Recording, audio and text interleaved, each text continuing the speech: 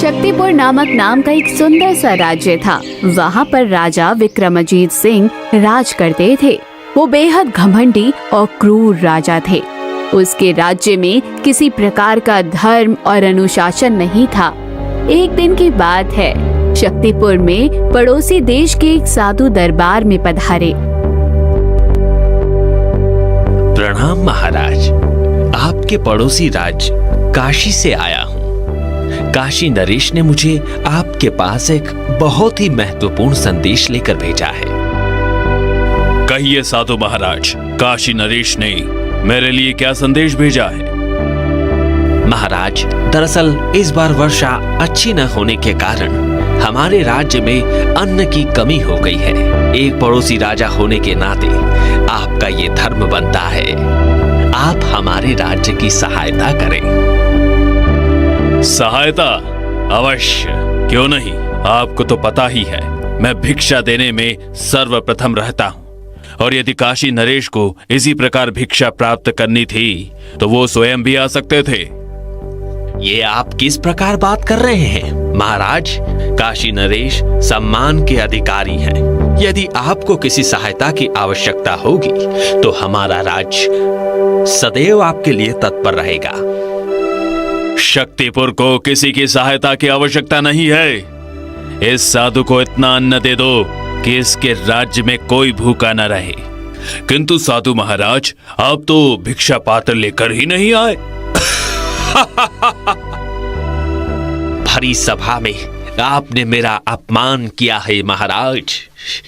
अब मुझे आपसे कुछ नहीं चाहिए, किंतु याद रहे, आपके राज्य का विनाश बहुत नजदीक है।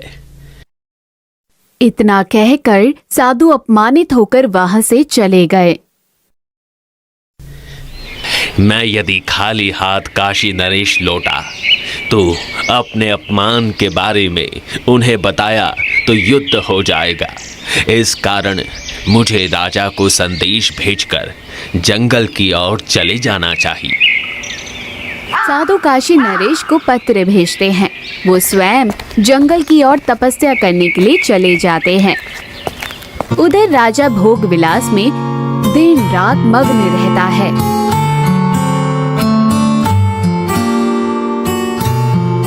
मंत्री जी, बहुत दिन हो गए हमने नृत्य का आनंद नहीं लिया। जो नगर की सबसे सुंदर स्त्रियों को हमारे सामने प्रस्तुत करो, जो नृत्य कर सके। महाराज, नगर की स्त्रियां कैसे नृत्य कर सकती है? ये तो सही बात नहीं है महाराज। राजा तुम हो या मैं हूँ, पहले ये निर्णय करो। आप हैं महाराज, आपकी आज्ञा सबसे ऊपर है। आप जो निर्णय लेंगे इस नगर में वही होगा महाराज।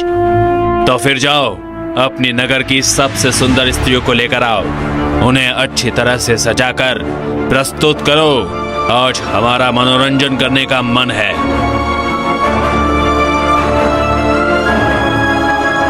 मंत्री वहां से चला जाता है।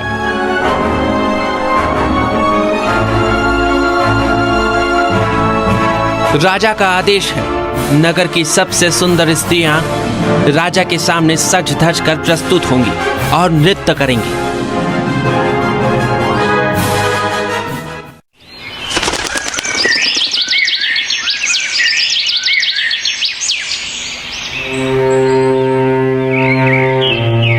अरे बहन, तुमने सुना क्या? उस पागल राजा ने क्या आदेश भेजा है? इस राजा ने शक्तिपुर को समाप्त करने की पूरी योजना बना ली है। अपने पूर्वजों के मान सम्मान को मिट्टी में मिलाते हुए इस राजा को शर्म नहीं आती। ऐसा भोगी राजा इतने बड़े राज्य को कैसे संभाल रहा है? बहन, अब अपने परिवार की रक्षा करनी है तो चलो महल की ओर चलते हैं। राजा का आदेश मानना ही पड़ेगा। हाँ चलो।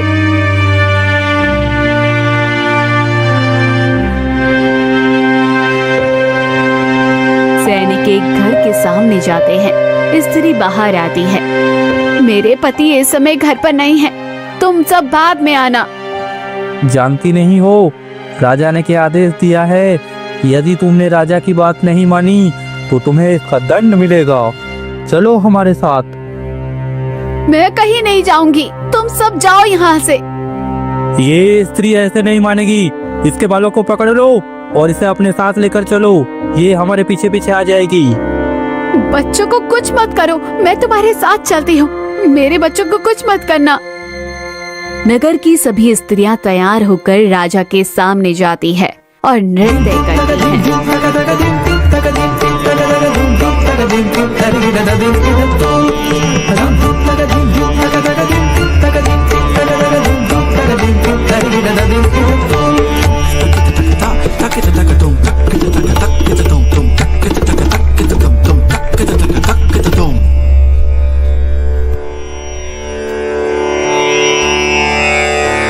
मंत्री, ये किस प्रकार की स्त्रियों को लेकर आए हो? स्त्री, कोई मनोरंजन नहीं है यहाँ पर। जाओ, दूसरी स्त्रियों को लेकर आओ। तभी राजा की नजर उस स्त्री पर पड़ती है जो पीछे होती है और अपने मुंह को छिपाकर नृत्य कर रही होती है। राजा उस स्त्री को देखते ही रह जाता है। नृत्य समाप्त हो जाता है। सभी अपने घर जाने लगती है। वो स्त्री कौन थी जो पीछे खड़ी थी, जिसे अपना चेहरा छुपा रखा था? कौन थी वो? हमें उसका नाम बताओ। जल्दी बताओ, जल्दी बताओ मंत्री, इतना क्यों सोच रहे हो? महाराज, मुझे नहीं पता वो कौन थी, मैंने उसे नहीं देखा। फिर यहाँ खड़े होकर क्या कर रहे हो? जाओ, उसे ढूंढो और हमारे सामने प्रस्तुत करो। जल्दी जाओ। रुको रुको, एक काम करो, आज जितनी स्त्रियां आई थी कल सभी को बुला लो। जी महाराज।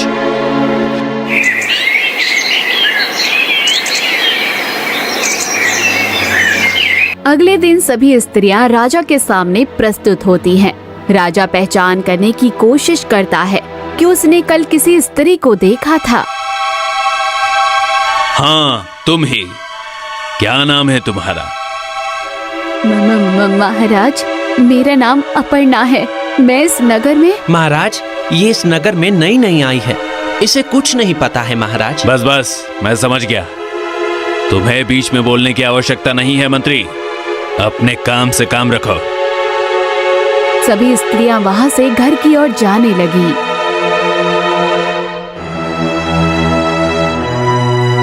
राजा अपर्णा का पीछा करने लगता है। इतनी सुंदर स्त्री को मेरे महल में होना चाहिए। ये बेचारी किस स्थान पर रहती होगी? राजा का घोड़ा एक घर के सामने आकर रुकता है। राजा देखता है कि वो स्त्री भोजन बना रही होती है और उसके पास में एक छोटा सा बालक होता है। तभी राजा ने देखा कि मंत्री घर के अंदर प्रवेश कर रहा है।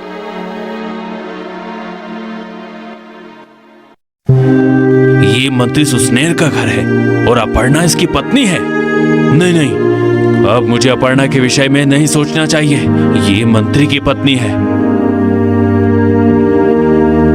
आज जो भी हुआ वो देखकर अच्छा नहीं लगा। तुम तो जानती हो महाराज कितना बड़ा दुष्ट है। हम इस नगर को छोड़कर चले जाएंगे, इससे पहले कि वो तुम्हें और परेशान करे। हमारा चले जाना ही ठीक होगा। ये क्या कहते हो भला? एक राजा के डर से हम अपना राज्य क्यों छोड़ दे? वो राजा मेरा कुछ नहीं कर सकता। यदि सैनिकों ने हमारे पुत्र को नहीं पकड़ा होता तो मैं उनके साथ कभी नहीं जाती। हाँ हाँ, जानता हूँ तुम बहुत शक्तिशाली हो, किंतु उससे बचकर रहना चाहिए। मैं एक साधु कन्या हूँ और साधु कन्या किसी से भी नहीं डरती है। जानते नहीं हो, मेरे पिता काशी नरेश के मुख्य गुरु थे। हाँ, मैं जानता हूँ तुम एक सती स्त्री हो। तुमसे कोई नहीं जीत सकता और तुम्हारे पिता से भी।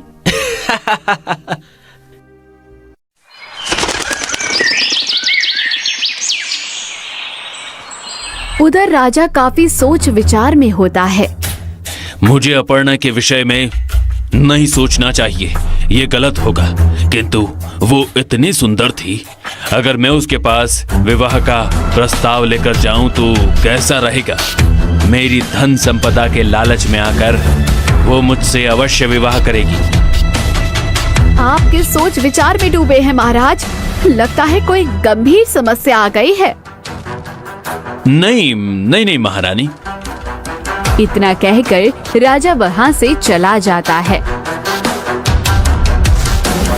आपको मेरा एक बहुत ही आवश्यक कार्य करना है मंत्री। इस नगर में मेरा एक मित्र रहता है, उसका नाम गिरधर है। मेरा एक जरूरी पत्र आपको उसके पास पहुंचाना है। जैसा आप कहें महाराज, पत्र मुझे दे दीजिए, मैं अभी इस कार्य को करके आता हूँ। ध्यान रहे मेरे मित्र, इस पत्र के पहुंचने से पहले इसे कोई पढ़ने ना पाए। राजा मंत्री को पत्र देकर अपने मित्र सेठ गिरधर के पास भेज देता है।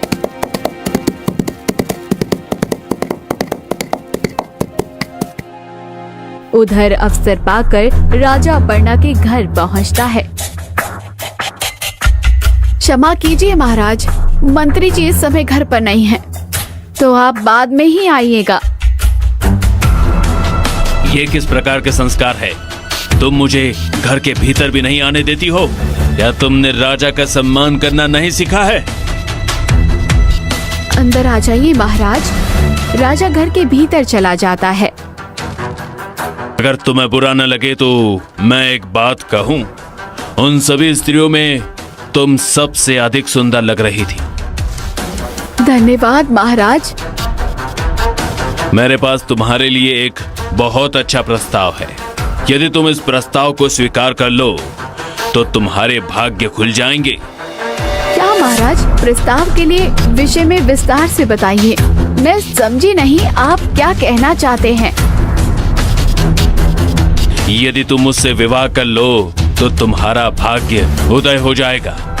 तुम इस छोटे से घर में रहने के योग्य नहीं हो, तुम्हारे लिए तो महल होना चाहिए। ये आप किस प्रकार की बात कर रहे हैं महाराज? आपको लज्जा आनी चाहिए। एक विवाहित स्त्री के सामने इस तरह का प्रस्ताव रखते हुए। आप स्वयं विवाहित हैं, ये किस तरह की मर्यादा है आपकी? मेरा प्रस्ताव स्वीकार कर लो अपर्णा, नहीं तो तुम्हें इसके परिणाम भुगतने होंगे। मेरी ये बात याद रखना, राजा विक्रमजीत तुमसे विवाह करके रहेगा। इतना कहकर राजा वहाँ से चला जाता है और अपर्णा बहुत ज्यादा परेशान होती है। उधर मंत्री सेठ गिरिधर के पास पहुँचता है।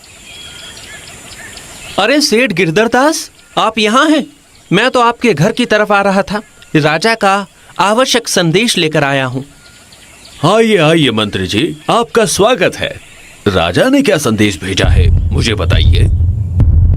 मंत्री सेठ को पत्र देते हुए तभी एक तीर सेठ को घायल कर देती है। ये किस प्रकार का संदेश था? मंत्री, तुम मेरे प्राण लेना चाहते थे? मैंने कुछ नहीं किया, मुझे नहीं पता ये तीर कहाँ से आई।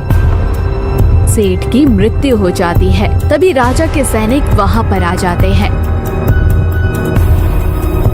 मंत्री ने सेठ गिरिधर की हत्या कर दी, इसे पकड़कर राज दरबार ले चलो। अब राजा इसका न्याय करेंगे। मैंने कुछ नहीं किया है, मैं तो स्वयं राजा का पत्र लेकर सेठ के पास आ रहा था। ये तीर कहाँ से आ गई मुझे नहीं पता।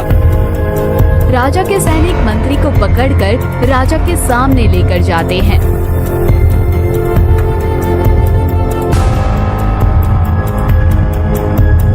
ये तुम सबने क्या किया है? ये हमारे राज्य के मंत्री हैं, इन्हें इस प्रकार क्यों पकड़ा है?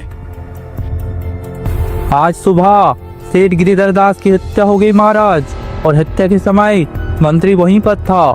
मंत्री ने सेठ गिरिधर दास की हत्या कर दी है। क्या? मुझे मंत्री से ऐसे कार्य की आशा नहीं थी। सेठ गिरधर तो मेरा परम मित्र था। तुमने ऐसा क्यों किया मंत्री? बताओ हमें।